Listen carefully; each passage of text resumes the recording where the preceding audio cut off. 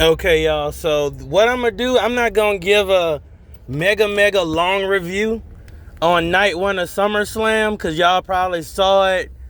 Wasn't that much to talk about, but I'ma sort of do this review, basically like quick thoughts on SummerSlam night one, but I'ma kind of debunk what everyone's saying. A lot of people saying night one sucked, it was trash, it was garbage.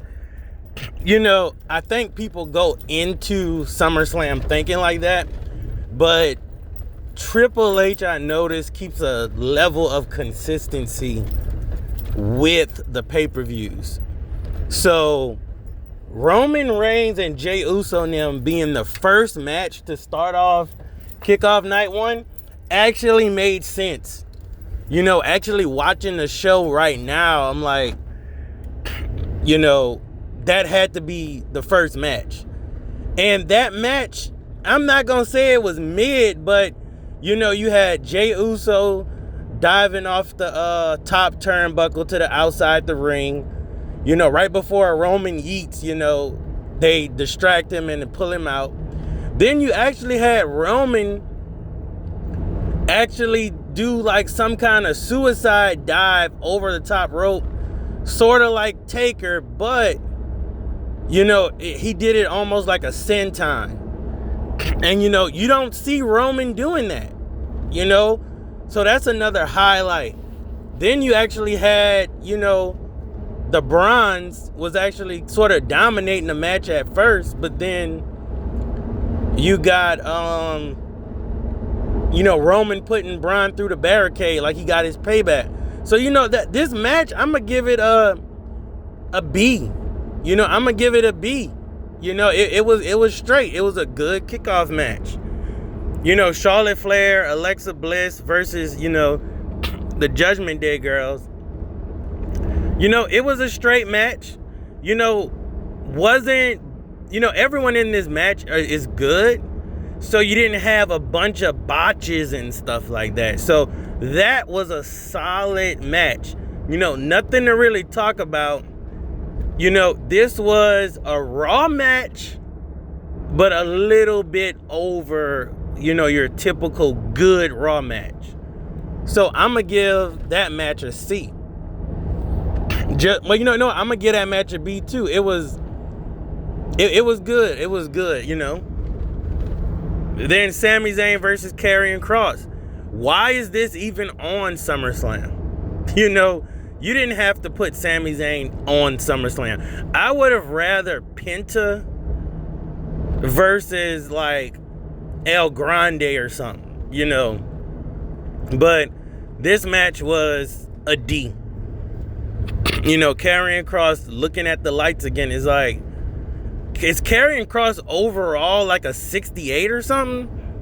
Like, you're getting jobbed out to Sami Zayn. Like, I could see if they made it to where, Karrion Kross was purposely not kicking out or something, but that was a D. Then the Tiffany versus Jade, I mean, a lot of people wanted Jade to win. I wanted Jade to win, but I'm not upset that Tiffany won. It's just the fact that they made this match where Tiffany was an overall 99 and Jade was like an overall like 72. Like, stop sleeping on Jade. I mean, Jade was great in AEW. She had an undefeated streak. They built Jade up to be like this powerhouse. She was essentially stronger than Bianca. Like, we always thought Jade was not the next Bianca because Bianca is, very athletic. Jade is strong. But, for this match to be 7 minutes and not go the distance was kind of underwhelming. Not to say it wasn't a good match, but for the WWE Women's title, they should have went all out, almost like Gunther and Punk. Which they wasn't gonna go that far, but They could have gave us more. Something obviously must have happened, because there ain't no way they booked that, you know. And I want to give that match a B, but just because it was underwhelming, I'm gonna have to give it a C. You know, that was definitely a SmackDown squash match. Then you had Drew, Logan, you know, Jelly Roll, Orton. I'm gonna give the match an A. A lot of people are like, oh, why you give that? You know, it had spots. You know, Jelly Roll isn't a wrestler, and he tried. I think that's the biggest thing. He took a big bump. You know, Logan showed out as always. You know, when Logan Paul's on the card, can we get Logan versus Penta in like a ladder match or something? Like, I want Logan Paul on Worlds Collide. But this was essentially a good match. That's all I'm gonna say. This was a good match. And Jelly Roll tried. I mean, Jelly Roll did more than Travis Scott. That is crazy. You know, Jelly, you know, that's all I got to say is Jelly Roll did his thing, and that's why the match, I'm giving it an A, because he tried. He wasn't just a celebrity that took one bump, you know. He actually stood up to Drew McIntyre, and you know, he acted accordingly. Like, Jelly Roll, you know you can't beat up Drew McIntyre, and he played to that. So I'm giving that match an A. CM Punk and Gunther. Man, that match was an A. Gunther whooped CM Punk ass. He made CM Punk fight. CM Punk is gonna take a vacation after that. I'll be surprised if we see CM Punk on Raw. You know, but like I said, I'm not keeping this review too long, but I'm giving it an A. And we all know what happened with Seth Rollins. You know, played up to an injury. I hope Seth Rollins was actually injured and he recovered fast, because there are actual injuries in WWE that need to be taken seriously, and it's not a thing to play at. Hopefully Seth recovered fast. I would hate for WWE to start faking injuries, kayfabe and injury. You know, if you go kayfabe an injury,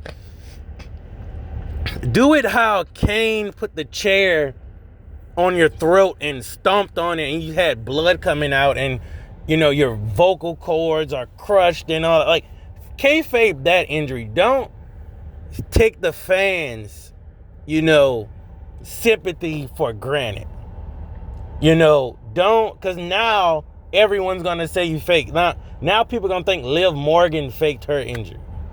You know, why not have, you know, LA Knight or something, you know, do something to where I don't know. I'm talking out my head, but you know, you could have had Gunther put the steel steps to his foot or something, or you know, just something to where you can kayfabe it with purpose. You know, kayfabe the injury with purpose. Just not, oh, I hit a backflip and all of a sudden my knee popped out. I dislocated my knee.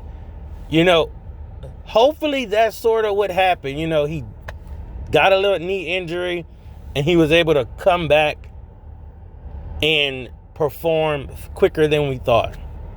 But overall,